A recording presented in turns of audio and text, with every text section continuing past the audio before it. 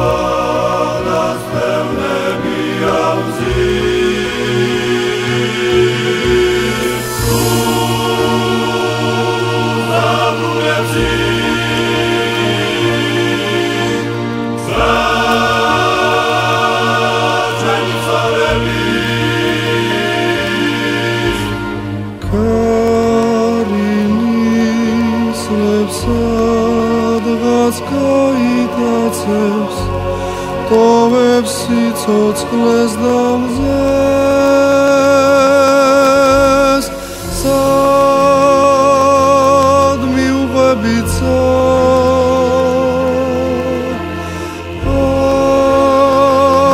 amcuti soplis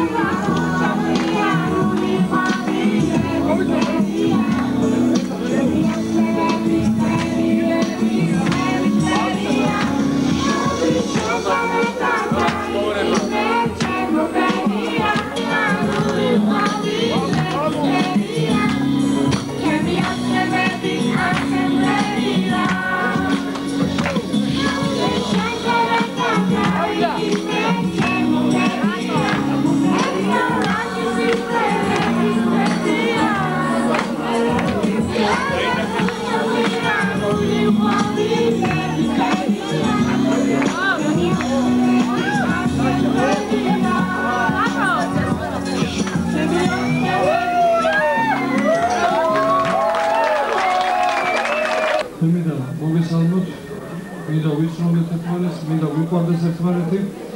ეს ჩვენ ოჯახში ბედნიერების დღე არის.